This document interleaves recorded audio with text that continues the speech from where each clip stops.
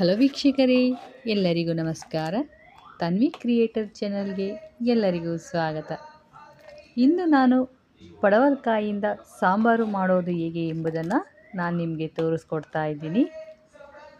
ಎಲ್ಲ ರೀತಿಯ ಮಸಾಲೆಯನ್ನು ಹಾಕಿ ಒಂದು ರುಚಿಕರವಾದಂತಹ ಪೌಷ್ಟಿಕಾಂಶವನ್ನು ಹೊಂದಿರುವಂತಹ ಈ ಪಡವಲಕಾಯಿಯ ಸಾಂಬಾರು ಚಪಾತಿಗಾಗಿರ್ಬೋದು, ಅನ್ನಕ್ಕಾಗಿರ್ಬೋದು, ದೋಸೆಗಾಗಿರ್ಬೋದು, ಮುದ್ದೆಗೂ ಸಹ ಪರ್ಫೆಕ್ಟಾಗಿರುವಂತಹ ಹೇಳಿ ಮಾಡ್ತಿದ್ದಂಥ ಒಂದು ಸಾಂಬಾರು.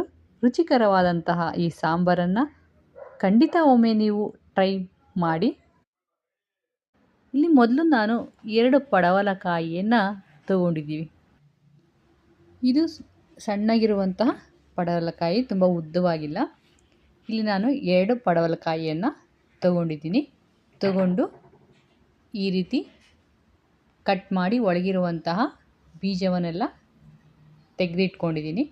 ಮತ್ತು ಮೇಲೆ ಸಿಪ್ಪೆಯನ್ನು ಸಹ ನಾನಿಲ್ಲಿ ತೆಗೆದಿಟ್ಕೊಂಡು ಒಳಗಿರುವಂಥ ಬೀಜ ಎಲ್ಲವನ್ನು ತೆಗೆದು ಈಗ ಇಲ್ಲಿ ರೆಡಿ ಮಾಡಿ ಇಟ್ಕೊಂಡಿದ್ದೀನಿ. ಇದಾದ ಮೇಲೆ ನಾನು ಇದನ್ನು ಸಣ್ಣದಾಗಿ ಹಚ್ಚಿಟ್ಕೊಂಡು ಚೆನ್ನಾಗಿ ನೀರಲ್ಲಿ ತೊಳ್ಕೊತೀನಿ. ಈ ರೀತಿ ಎಲ್ಲ ತೊಳ್ಕೊಂಡ ನಂತರ ಈಗ ನಾನು ಮಸಾಲೆಗೆ ಏನೇನು ಬೇಕೋ ರುಬ್ಕೊಳ್ಳೋಣ. ಇಲ್ಲಿ ನಾನು 1 ಟೊಮೊಟೊ ಹಣ್ಣನ್ನು ತಗೊಂಡಿದ್ದೀನಿ. ಸಣ್ಣದಾಗಿ ಹಚ್ಚಿಟ್ಕೊಂಡಂಥ ಟೊಮೊಟೊ ಹಣ್ಣು, ಶುಂಠಿ, ಚಕ್ಕೆ, ಇಲ್ಲಿ ನಾನು ಹಸಿ ಈರುಳ್ಳಿಯನ್ನು ತಗೊತಾ ಇದ್ದೀನಿ. 1 ಈರುಳ್ಳಿ, ಸಾಂಬಾರು ಪುಡಿ 2 ಸ್ಪೂನು, ಸಾಂಬಾರು ಪುಡಿ 1 ಸ್ಪೂನು, ಇಲ್ಲಿ ಅಚ್ಚ ಖಾರದ ಪುಡಿಯನ್ನು ಸೇರಿಸ್ತಾ ಇದ್ದೀನಿ. ನಂತರ ನಾನಿಲ್ಲಿ 1 ಬೌಲು ಹಸಿ ತೆಂಗಿನಕಾಯಿ ತುರಿಯನ್ನು ಸೇರಿಸ್ಕೊಂಡು ಚೆನ್ನಾಗಿ ಪೇಸ್ಟನ್ನು ಮಾಡ್ಕೊಂಡಿದ್ದೀನಿ. ಈ ರೀತಿ ನಾವು ಚೆನ್ನಾಗಿ ನುಣ್ಣಗೆ ರುಬ್ಕೋಬೇಕಾಗತ್ತೆ. ಈಗ ನಾನು ಇಲ್ಲಿ 1 ಕುಕ್ಕರನ್ನು ತಗೊಂಡು ಈ ಒಗ್ಗರಣೆಯನ್ನು ಮಾಡ್ಕೊಳ್ಳೋಣ. ಈಗ ಕುಕ್ಕರ್ಗೆ ಸ್ವಲ್ಪ ಎಣ್ಣೆಯನ್ನು ಸೇರಿಸ್ಕೊಂಡು ಸ್ವಲ್ಪ ಸಾಸಿವೆಯನ್ನು ನಾನಿಲ್ಲಿ ಸೇರಿಸ್ಕೊಂಡಿದ್ದೀನಿ. ಇದಕ್ಕೆ ಸ್ವಲ್ಪ ಜೀರಿಗೆ, ಸಣ್ಣಗೆ ಹಚ್ಚಿದಂತಹ ಈರುಳ್ಳಿಯನ್ನು ಸೇರಿಸ್ಕೊಂಡು ಇಲ್ಲಿ ನಾನು ಚೆನ್ನಾಗಿ ಫ್ರೈ ಮಾಡ್ಕೊತಾ ಇದ್ದೀನಿ. ಒಂದು ಬ್ರೌನ್ ಕಲರ್ ಬರೋವರೆಗೂ ಫ್ರೈ ಮಾಡಿಕೊಂಡ್ರೆ ಸಾಕಾಗುತ್ತೆ. ಈಗ ಇದಕ್ಕೆ ನಾನು ಮೊದಲೇ ಸಣ್ಣದಾಗಿ ಹಚ್ಚಿಟ್ಟಿದ್ದಂತಹ ಪಡವಲಕಾಯಿಯನ್ನು ಇದಕ್ಕೆ ಸೇರಿಸ್ಕೊತಾ ಇದ್ದೀನಿ. ಈಗ ಸೇರಿಸ್ಕೊಂಡು ಎಲ್ಲವನ್ನು ಚೆನ್ನಾಗಿ ಮಿಕ್ಸ್ ಮಾಡ್ಕೊತಾ ಇದ್ದೀನಿ. ಈ ರೀತಿ ಚೆನ್ನಾಗಿ ಮಿಕ್ಸ್ ಮಾಡ್ಕೋಬೇಕಾಗುತ್ತೆ. ಈಗ ನಾನು ರುಬ್ಬಿಟ್ಕೊಂಡಿದ್ದಂತಹ ಮಸಾಲೆಯನ್ನು ಸೇರಿಸಿ ಚೆನ್ನಾಗಿ ಮಿಕ್ಸ್ ಮಾಡ್ಕೊಳ್ಳೋಣ. ಎಲ್ಲ ಕಾಯಿಗೂ ಮಸಾಲೆ ಚೆನ್ನಾಗಿ ಹತ್ಕೋಬೇಕಾಗತ್ತೆ. ಅದಾದ ನಂತರ ಒಂದು ಕುದಿ ಬಂದ ನಂತರ ಈಗ ನಾನು ಕಾಳುಗಳನ್ನು ಸೇರಿಸ್ಕೊತಾ ಇದ್ದೀನಿ. ಇಲ್ಲಿ ನಾನು ಅವರೆಬೇಳೆ ಮತ್ತು ಮೊಳಕೆ ಕಟ್ಟಿರುವಂತಹ ಕಡಲೆಕಾಳನ್ನು ಸೇರಿಸ್ಕೊಂಡಿದ್ದೀನಿ. ನೀವು ಬೇಕಾದ್ರೆ ತೊಗರಿಬೇಳೆ ಆದರೂ ಸೇರಿಸ್ಕೋಬೋದು.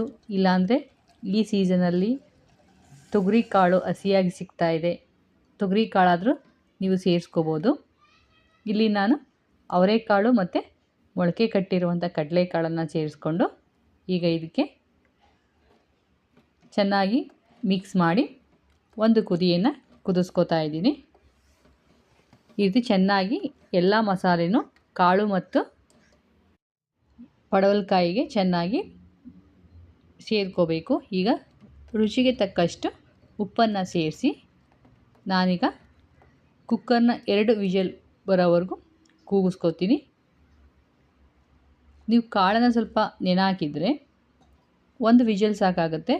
ಇಲ್ಲ ಕಾಳು ಸ್ವಲ್ಪ ಬೇಯಬೇಕು ಅಂತಂದರೆ ಒಂದು 2 ವಿಷಲ್ ಸಾಕು. ಇಲ್ಲಿ ನಿಮಗೆ ಎಷ್ಟು ನೀರು ಬೇಕೋ ಅಷ್ಟನ್ನು ಬಳಸ್ಕೋಬೋದು. ಈಗ ನಾನಿಲ್ಲಿ ಲೀಡನ್ನು ಕ್ಲೋಸ್ ಮಾಡಿ 2 ವಿಷಲ್ ಕೂಗಿಸ್ಕೊಂಡ ನಂತರ ನಾನು ನಿಮಗೆ ತೋರಿಸ್ತಾ ಇದ್ದೀನಿ. ಈ ರೀತಿ ಸಾರು ಪರ್ಫೆಕ್ಟಾಗಿ ತುಂಬಾ ಚೆನ್ನಾಗಿದೆ, ತುಂಬಾ ಟೇಸ್ಟಿಯಾಗಿ ಬಂದಿದೆ. ಸೂಪರಾಗಿರುವಂತಹ ಪಡವಲಕಾಯಿ ಸಾಂಬಾರು ಈಗ ರೆಡಿಯಾಗಿದೆ. ಈ ರೀತಿ ಒಮ್ಮೆ ಮನೆಯಲ್ಲಿ ನೀವು ಟ್ರೈ ಮಾಡಿ. ಹೇಗೆ ಬಂತು ಎಂಬುದನ್ನು ಕಮೆಂಟ್ ಮೂಲಕ ತಿಳಿಸಿ. ರುಚಿಯಾದಂತಹ ಈ ಸಾಂಬಾರು ಈಗ ರೆಡಿಯಾಗಿದೆ. ಇನ್ನು ಇದೇ ಥರ ನಿಮಗೆ ರೆಸಿಪಿಗಳು, ಸಾಂಬಾರ್ ರೆಸಿಪಿ ಆಗಿರ್ಬೋದು, ಬ್ರೇಕ್ಫಾಸ್ಟ್ ರೆಸಿಪಿ ಆಗಿರ್ಬೋದು, ಯಾವುದೇ ರೀತಿ ರೆಸಿಪಿ ಬೇಕಾದರೆ ಕಮೆಂಟ್ ಮಾಡಿ. ಹಾಗೆ ನಮ್ಮ ಚಾನಲ್ನ ಸಬ್ಸ್ಕ್ರೈಬ್ ಮಾಡ್ಕೊಳ್ಳಿ. ಈ ಚಾನಲ್ನ ಲೈಕ್ ಮಾಡಿ, ಶೇರ್ ಮಾಡಿ. ಎಲ್ಲರಿಗೂ ಧನ್ಯವಾದಗಳು.